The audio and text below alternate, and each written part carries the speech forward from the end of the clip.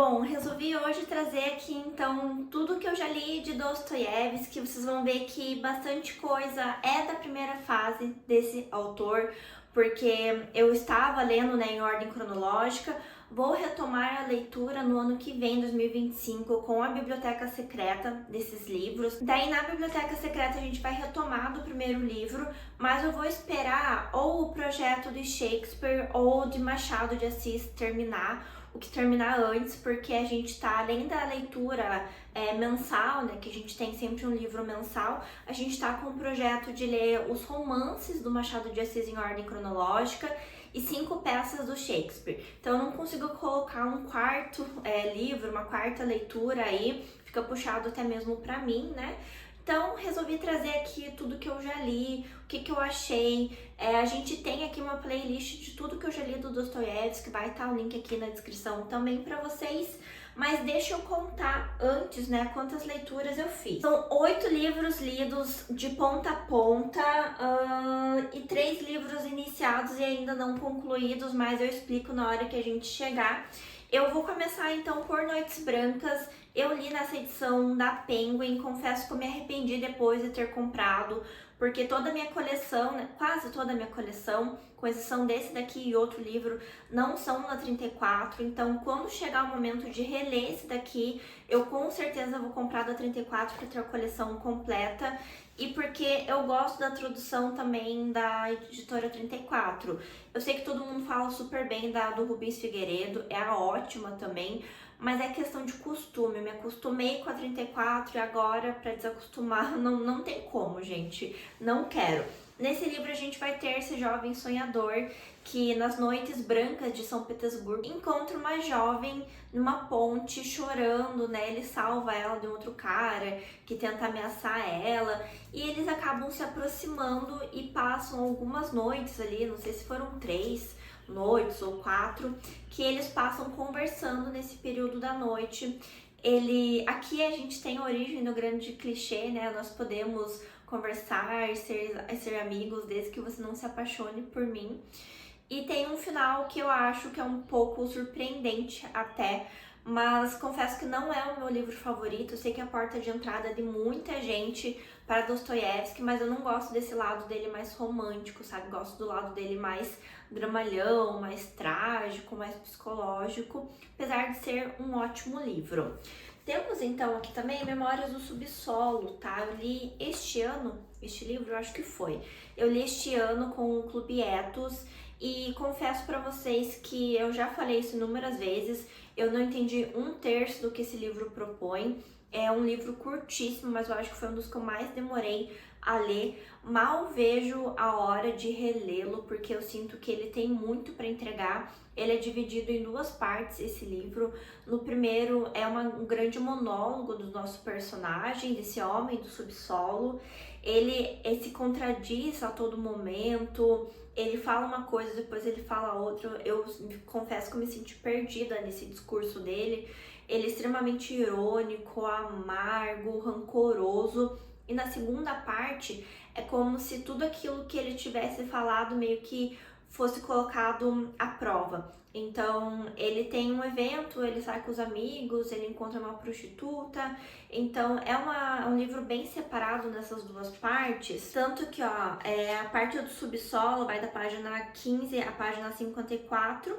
Da página 55 em diante é daí a propósito da Neve Molhada. E esse é um livro que ele tem um prefácio do tradutor, que é o do Boris Schneiderman, então ele não tem pós-fácil, tá? Então eu gostei dessa edição aqui bastante. É um livro que eu preciso reler. Avançamos para 2 narrativas fantásticas. Aqui a gente vai ter A Dócil e O Sonho do Homem Ridículo.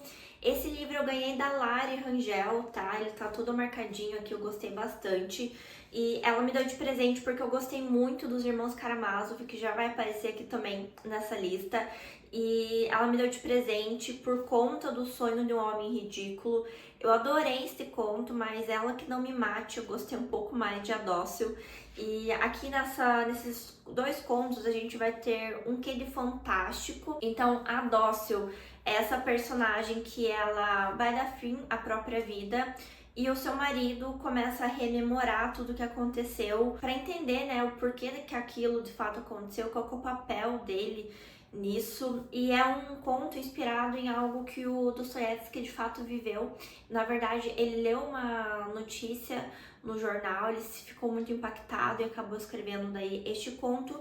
E o sonho de um homem ridículo é um homem que está à beira de dar fim à sua própria vida. Chega um momento ali que ele tá andando, tem uma criança que pede ajuda e ele nega essa ajuda. Isso deixa ele um pouco transtornado, ele vai para casa a vias de, acaba adormecendo e ele tem um sonho que é o sonho de um homem ridículo daí, onde ele vai sonhar com um universo onde não há maldade, mas que em algum momento a maldade ela é introduzida e o que acontece daí. Então são dois contos muito, muito bons. Ele tem em uma outra edição que eu tenho aqui também, que por sinal eu tenho que dar baixo no que eu já li.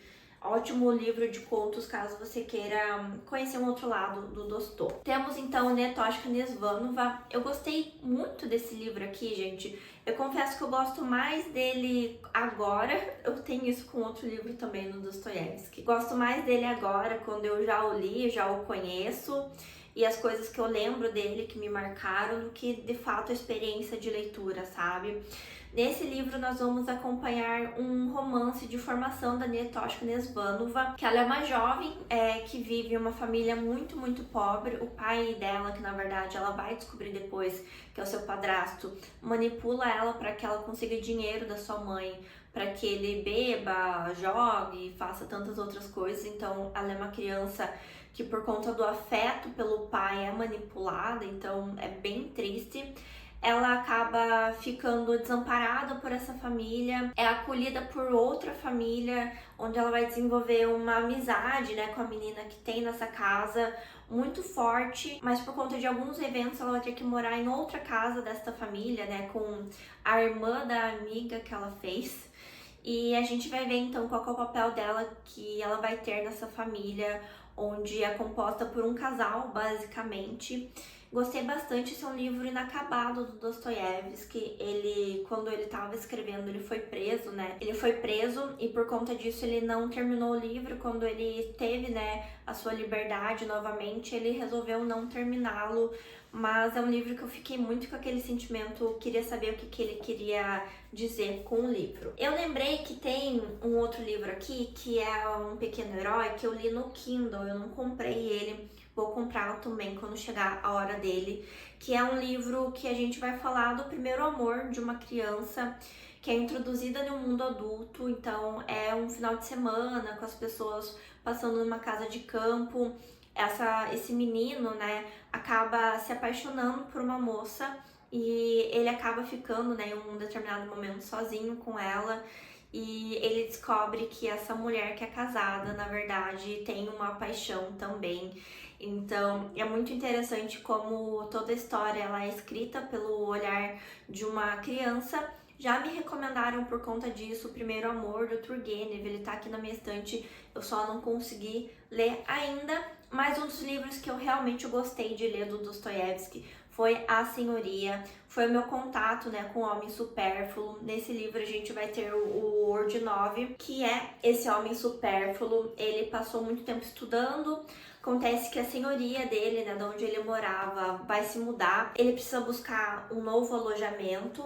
E quando ele sai, né, quase daquela caverna que ele estava inserido ali para buscar então um novo lugar para morar, eu gosto muito, muito, muito de como que o Dostoiévski escreveu a experiência dele em relação ao mundo externo, como ele vai experienciando os cheiros, os barulhos, as texturas. Para mim, uma das coisas mais legais que eu já li até hoje, é uma das minhas partes preferidas do livro, até o momento em que ele entra numa igreja e nessa igreja ele vai se deparar com uma moça que a gente vai descobrir, né, depois que o nome dela é Caterina. E ela tá com um homem ao seu lado, ela tá sentada, chorando, em frente a uma imagem de uma santa. E o homem mais velho tá ao seu lado, tem um olhar mais senhoril, que a gente vai descobrir daí que ele é o Murin. Esses personagens aqui vão ser meio que stalkeados pelo Ordinov, nosso personagem principal, porque ele se encanta com essa mulher, descobre onde eles moram, bate na casa da mulher, fala, tô procurando um lugar pra morar. Ela dá pra morar aqui nesse cantinho, porque nas casas russas qualquer cantinho é cantinho pra colocar alguém pra morar, né?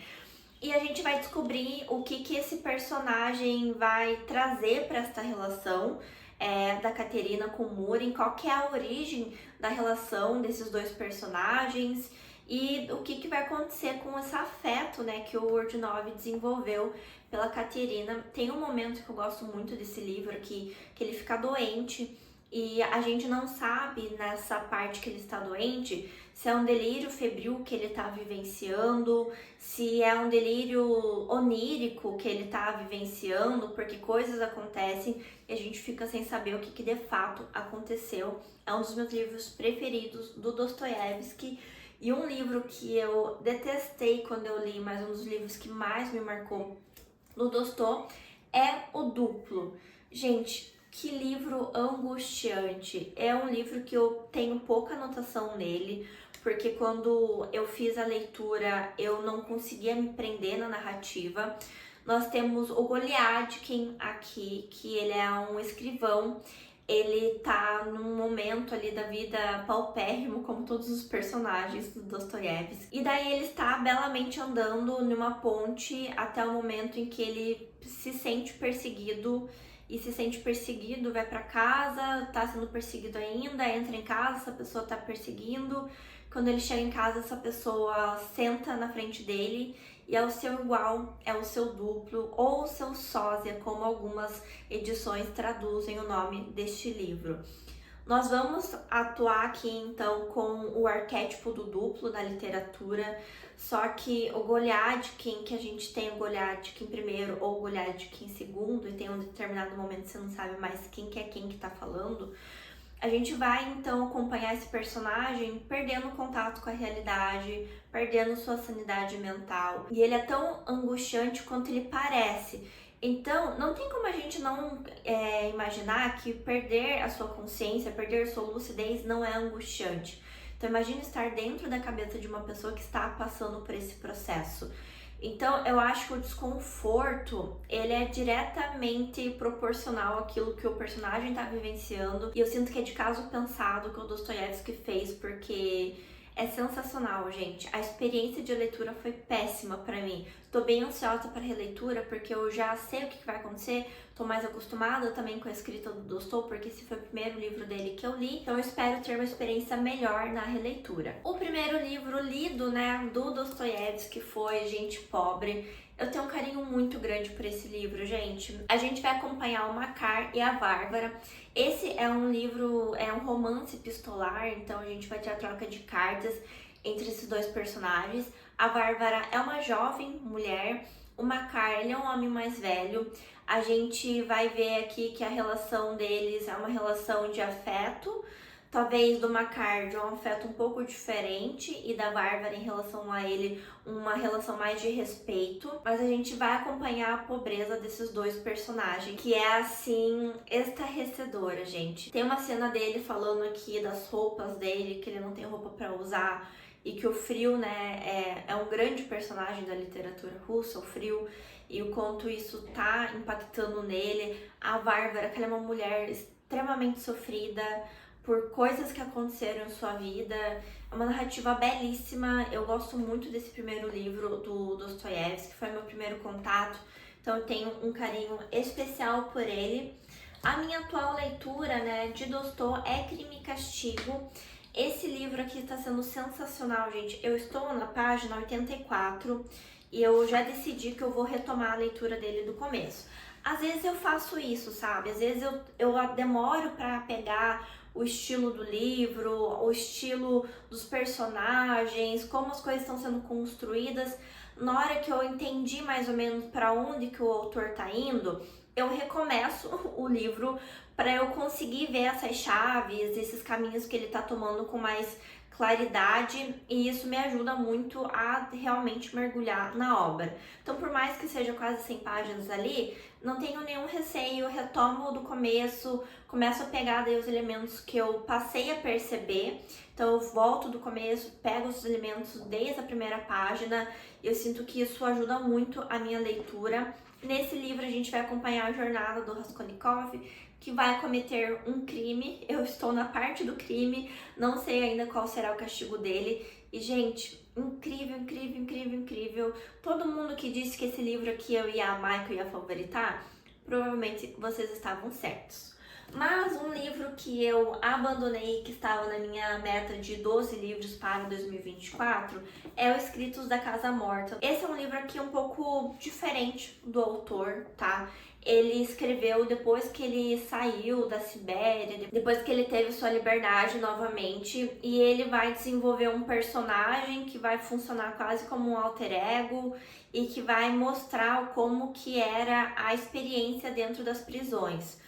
Como é um livro que ele vai falar desta forma, quase de relato, de vivência, não é um livro que tem um estilo de escrita que me pega tanto. Eu gosto dos dramas psicológicos do Tolstói. Aqui eu li até a página 100 e não funcionou. Eu provavelmente vou abandonar esse livro agora e vou retomar daí quando eu chegar na ordem da leitura cronológica. Um livro daí que eu não terminei, que eu não vou terminar tão cedo, são os Contos Reunidos, do Tolstói. Eu li daqui já, deixa eu pegar aqui, Como é Perigoso Entregar-se a Sonhos de Vaidade e O Senhor Procretin. Esses contos aqui, eles acontecem enquanto os livros estão rolando, né? Então eu vou ler conforme é a ordem cronológica. E li também, né, as duas narrativas fantásticas que também estão aqui dentro. E por último, e é outro livro que eu não tenho daí na edição da 34, é Os Irmãos Karamazov. Esse livro aqui, gente, é um tijolinho, meu Deus do céu. É um livro que no começo foi uma leitura bem difícil pra mim, porque ele tem um aspecto religioso aqui, de falar muito de igreja, de crença, de fé, que não é o que mais me atrai. A gente vai ter um crime aqui acontecendo também, né, entre essa família Karamazov. E daí quando o crime acontece pra mim, daí pra frente, daí o livro dá uma boa engrenada. Confesso pra vocês que o livro, no fim, me fez chorar, porque me mostrou o papel de ou a falta, né, de uma família estruturada, com bons valores, com acolhimento, com amor, com afeto. E o que acontece quando isso tem numa família e quando isso não tem numa família. Nesse livro a gente tem então os irmãos Karamazov, que é o Dmitri, o Ivan e o Alyosha. A gente vai ter o pai Karamazov, que eu acho que é o Fyodor, se não me engano. E cada um tem um interesse, cada um tem uma personalidade. Confesso que o personagem que eu mais gostei de conhecer aqui foi o Ivan.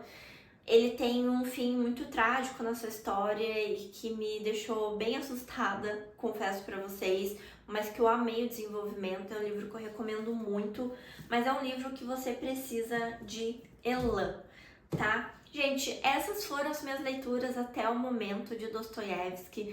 Mal posso esperar pro ano que vem retomar esse projeto, porque é um autor que toda vez que eu fico algum tempo longe, que eu volto pra leitura, eu me sinto tão extasiada. É um autor que me pega na primeira página, no primeiro parágrafo. Não tem um livro dele que não tenha sido assim, com exceção dos Escritos da Casa Morta, né? Mas tudo bem. E é um autor que realmente me deixa muito apaixonada pela literatura. Espero que vocês tenham gostado desse vídeo. Agradeço, como sempre, os membros da Biblioteca Secreta. E a gente se vê no próximo vídeo aqui do canal.